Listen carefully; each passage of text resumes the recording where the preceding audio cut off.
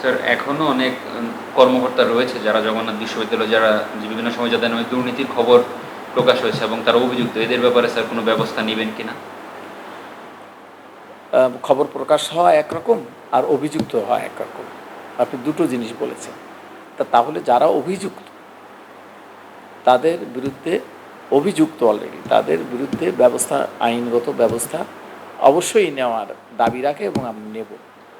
আর খবর যেগুলো প্রকাশ হয়েছে সেগুলো আমরা অন্যান্য, আমাদের অনেক প্রায়োরিটি আছে, সেই প্রায়োরিটিগুলোর সাথে সাথে সেগুলোও আমরা অ্যাড্রেস করার চেষ্টা করব, যে তাদের বিষয়ে অনুসন্ধান করে অলরেডি আমরা দু একটা বিষয় করেছি। তো সত্যি বলতে কি আমরা মানে যে বিশেষ করে আমাদের দ্বিতীয় ক্যাম্পাস নিয়ে যে আলোচনাটা আছে সেটা আমরা চেষ্টা করেছি। সেখানেও আমরা দেখতেছি তো যেগুলো গ্রসলি আমাদের কাছে এসেছে সেগুলো নিয়ে উভয় রকম দেখা যাচ্ছে। তারা বলছে যে হ্যাঁ, আমি অলরেডি এ বিষয়ে কিছুটা হলেও তদন্ত ব্যক্তিগত পর্যায়ে বা আমাদের আর যে বডি আছে প্রক্টর সাহেবের সবাই মিলে করছি। আমরা দ্বিতীয় ক্যাম্পাসে যাওয়ার পরে এটা নিয়ে আমরা একটা কংক্রিট সিদ্ধান্ত নিতে পারবো বলে আশা করছি, যে ঠিক কীভাবে আমরা এই যে অভিযোগের বিষয়গুলো অনুসন্ধান করতে পারি এবং নিশ্চিত করতে পারি যে এখানে কোনো দুর্নীতি হয়নি, বা হয়ে থাকলে কি হয়েছে, কিভাবে হয়েছে, কারা করেছে।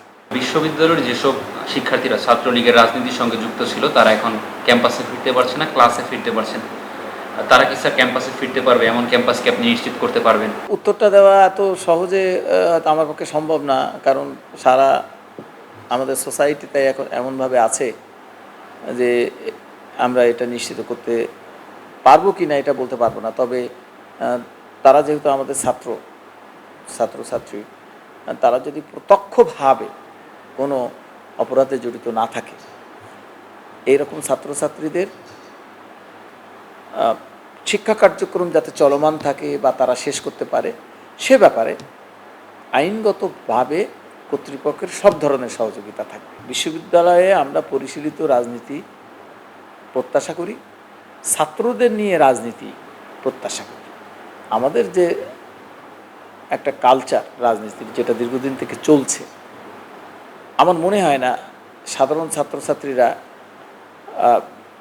মানে আমার মনে হয় যে ছাত্রছাত্রীরা তার একটা পরিবর্তন চাচ্ছে। আর আমাদের এই যে অসংখ্য শহীদ, অসংখ্য আহত, এদের প্রত্যাশা তো তেমন কিছু একটা পরিবর্তন। তো রাজনৈতিক ক্ষেত্রেও সেই পরিবর্তন আসবে বলে আমি আশা করি। তবে আমি রাজনীতি বন্ধের পক্ষে নই, কিন্তু রাজনীতিটা হবে গণতান্ত্রিক অনুশীলন করার রাজনীতি। অর্থাৎ ছাত্রছাত্রীরা এখান থেকে গণতন্ত্র অনুশীলন করার ধারণা অন্তরে গেঁথে নেবে, তারপরে তারা বৃহত্তর ক্ষেত্রে যেয়ে এই রাজনীতি বলো বা অন্য যে কোনো জায়গায় সেই গণতান্ত্রিক রীতিনীতি অনুশীলন করবে। আমাদের একটা প্রাথমিক যেটা আমরা চিন্তা করছি, যে আমাদের ল্যান্ড ডেভেলপমেন্টটা যদি ঠিকমতো হয়ে যায়, তাহলে আমরা সেখানে ছাত্রছাত্রীদের জন্যে সাময়িক কোনো ব্যবস্থার মাধ্যমে রাখা যায় কি না সেই চেষ্টা আমাদের থাকবে।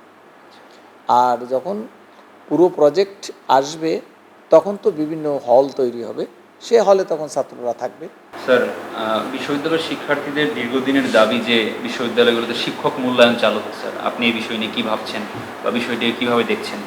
আমি সম্পূর্ণ একমত। সেই শিক্ষক মূল্যায়নের প্রথম শর্ত হিসাবে আমরা নিয়মিত যাতে ক্লাস হয় সে ব্যাপারে আমরা সকল বিভাগের চেয়ারম্যান মহোদয়দেরকে অনুরোধ করেছি যে আপনারা এটা এনশিওর করেন। ওনারা অত্যন্ত স্বতঃস্ফূর্তভাবে এগ্রি করেছেন যে সকল ক্লাস রুটিন অনুযায়ী যাতে সম্পন্ন হয় সেটা তারা এনশিওর করবেন। কোনো কারণে যদি কোনো সমস্যা হয় তাহলে ওনারা ছাত্রদেরকে এনগেজ করবেন, আমাকে এনগেজ করবেন, মানে আমাদের প্রশাসনকে এনগেজ করবেন।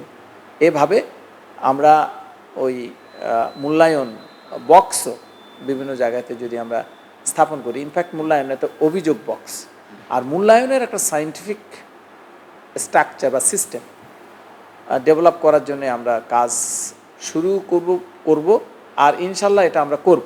আমাদের মেডিকেল তো আধুনিক না, এটা হয়তো মানতেই হবে, কারণ একটা স্বাস্থ্য সুবিধা দিতে গেলে যে অবকাঠামোগত পরিবেশ প্রয়োজন, আমাদের এখানে সেটা নেই। তারপরও আগে বহুদিন ছিল না, এটা শুরু হয়েছে। আর এইটা যেহেতু আমাদের এখতিয়ারে আছে, আমরা চাইলে হয়তো এটা করতে পারবো, যে এটা আরও যদি 4টার পরেও যদি খোলা রাখা যায়, তো 4টার পরে যদি আমরা খোলা রাখতে চাই, তাহলে খোলা রেখে তো খালি মানে লাভ নেই যদি না ছাত্রছাত্রী ইউজ করে। তো আমরা এটা নিয়ে একটা তথ্য সংগ্রহ করতে পারি কি না, যে আমাদের বিকাল 4টার পরে কেমন নিড। একটা ফুড কোর্ট ছিল, একটা ছিল র্যাভেলিয়ান, তো এটা আসলে চলতে পারলো না। এখন সেটা কেন চলতে পারলো না সেটা আমরা খোঁজ খবর নিচ্ছি। এটা কিন্তু বন্ধ হয়ে গেছে আপনি, মানে তারা আর থাকতে চায়নি এখানে। তো আবার যদি খুলি তো একই কারণ যদি থাকে, তা তো একই রকম হবে। তো আমরা এটা স্টাডি করছি, আর আমি মনে করি যে ছাত্রদের প্রয়োজনে যদি আরও ফুড কোর্ট করতে হয়, তাহলে অবভিয়াসলি আমরা সেটা করি। যদি দেখা যায় যে সামগ্রিক যে খরচ একটা বিশ্ববিদ্যালয়ের, তার হয়তো খুবই খুবই খুবই নগণ্য একটা অংশ গবেষণার জন্য ব্যয় হয়। তো প্রথমত আমরা দেশীয় আন্তর্জাতিক পর্যায় থেকে উৎস থেকে আমরা আমাদের গবেষণার ফান্ড সংগ্রহ করার চেষ্টা করব। আর আমাদের শিক্ষকগণকে, এখানে অনেক কোয়ালিটি গবেষক আছেন, তাদের বিভিন্ন দেশি বিদেশি রিসার্চ ফান্ড প্রদান করেন, এরকম সংগঠনের সঙ্গে যোগাযোগ আছে। তো সেই সব প্রতিষ্ঠান থেকে তারা যাতে বিশ্ববিদ্যালয়ের পৃষ্ঠপোষকতা নিয়ে বিভিন্ন গবেষণা প্রকল্প হাতে নিতে পারেন, সেই জন্য আমরা তাদেরকে উৎসাহিত করব। এবং সেই সমস্ত প্রকল্পে, গবেষণা প্রকল্পে যাতে ছাত্ররা যুক্ত হতে পারে, সেটা আমরা নিশ্চিত করার চেষ্টা করব। প্রায়োরিটি দৃষ্টি হচ্ছে দ্বিতীয় ক্যাম্পাসের দিকে। কিন্তু আমরা এই যে প্রচলিত যে এগুলো আছে, যে আমাদের যে হলগুলো আগে আমাদের বেদখল হয়ে গেছে, সত্যি কথা বলতে এগুলোর কোনো কাগজপত্র নেই তো, কিন্তু এগুলোও দখল করার জন্য আমরা অলরেডি ডিসি সাহেবের সঙ্গে কথা বলেছি। ডিসি সাহেব আমাদের এখানেই এসেছিলেন। এই জন্যে আমি আমাদের যে ছাত্ররা আছে তাদেরকেও ধন্যবাদ জানাবো, তারা এগুলো অর্গানাইজ করেছে। এবং আমি অলরেডি 2টো চিঠি আমাদের প্রশাসনের পক্ষ থেকে ডিসি অফিসকে দেওয়া হয়েছে, যে এগুলোর লিজ এবং যাতে স্থায়ী স্থাপনা করার অনুমোদন আমরা পাই, সেই আইনি অধিকার দেওয়ার জন্য আবেদন অলরেডি হয়ে গেছে। কিন্তু ওই যে আমাদের যে লিজ দেয়, এই লিজে কিন্তু কোনো স্থাপনা করার অনুমতি থাকে না।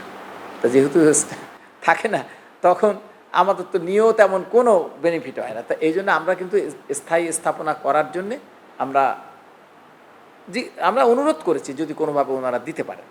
এটা 2টো অলরেডি চলে গেছে। আর এই মুহূর্তে এখানেই আমার কাছে আর একটা আছে, যেটা আমি ওকে করে দিলে এটা কালকে যাবে। এগুলো হচ্ছে বাণী ভবন, আব্দুর রহমান হল, হাবিবুর রহমান হল। আর বাকিগুলো নিয়ে কথা হচ্ছে, যেহেতু আমাদের এগুলো দখলে নেই, তো আমরা চেষ্টা করতেছি। আর সেন্ট্রাল লাইব্রেরিটা শীততাপ নিয়ন্ত্রণ করার ব্যাপারে আসলে একটা বড় প্রজেক্ট। এটা আমাদের অন্যান্য কর্তৃপক্ষের অনুমোদন লাগে, তবে এই ব্যাপারে আমার প্রায়োরিটি থাকবে, আমরা এটা করব। আর উন্মুক্ত লাইব্রেরিতে জড়িত বিভিন্ন বিভাগ, তো সেগুলোকে সমন্বয় করে একটা কোঅর্ডিনেশন মিটিং যাতে করা যায়, ছাত্রছাত্রীরা যাতে এখানে সুযোগ সুবিধাগুলো পায়, তারপর তাদের যে বসার জায়গা, তারপরে তাদের যে মানে ওয়াশরুম, টয়লেটস, এগুলো যাতে তারা ঠিকমতো পরিচ্ছন্ন পায়, সেই ব্যবস্থা করার আমাদের প্রচেষ্টা আছে। এবং আমরা দেখতেছি আমাদের লাইব্রেরির কিছু জায়গা আগেকার কর্তৃপক্ষরা ওই বিভিন্ন বিভাগকে দিয়ে দিয়েছে, বিশেষ করে সিএসসিকে দিয়েছে।